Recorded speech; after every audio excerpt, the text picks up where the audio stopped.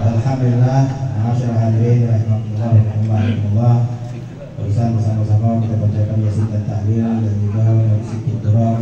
Insyaallah mudah-mudahan dengan apa yang sudah kita bacakan tadi segala hajat-hajat kita dikabulkan oleh Allah Subhanahu wa taala, segala penyakit kita disembuhkan oleh Allah Subhanahu wa taala, dan segala urusan-urusan kita dilancarkan oleh Allah Subhanahu wa taala. Amin ya rabbal alamin.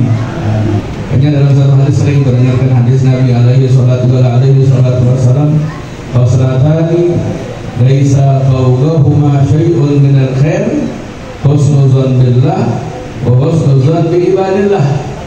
Wa khoslatani laisa khoslatani laisa fawqahuma syai'un nasya, su'u dzan billah wa su'u dzan bi ibadillah." Dua perkara yang mana tidak ada yang lebih tinggi, yang tidak ada yang lebih mulia, yang tidak ada yang lebih baik daripada berbaik. Apa itu?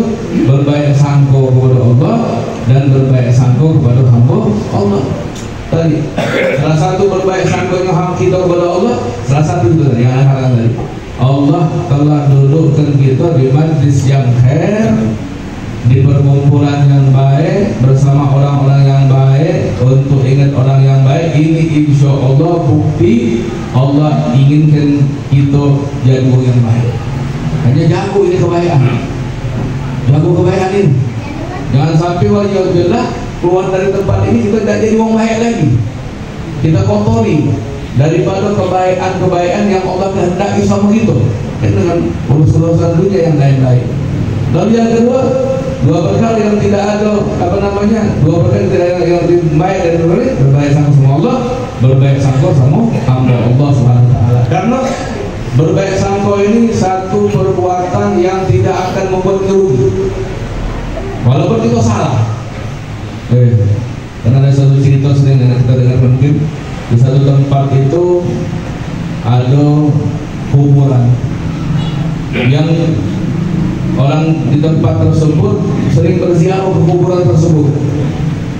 Lalu mereka minta kepada Allah dengan berkat kemuliaan orang yang terkubur di sini agar Allah penuhi hajat-hajat mereka, agar Allah kabulkan harapan-harapan mereka. Allah kabulkan itu.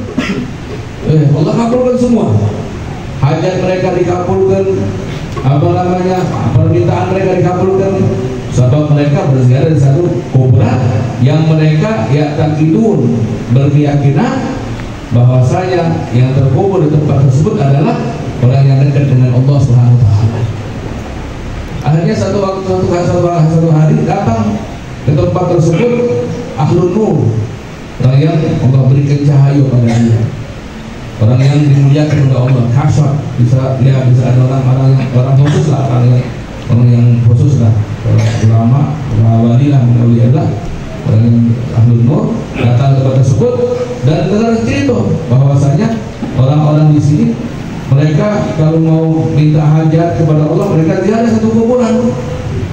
minta diberkah ini kuburan, minta sama Allah berberkah orang yang terkubur di kuburan, minta agar hajat mereka dikabulkan. Dikabul. Hanya itu orang ingin ziarah itu ke kuburan tersebut.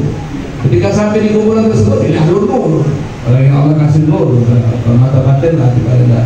Jadi jiwanya yang terkubur tersebut bukannya manusia. Jifatul khimar, bangkit rendah. Tidak terkubur di tempat tersebut. Dia ngomong ini bukan kuburan wali, bangkit rendah. Bangkit rendah. Tidak percaya.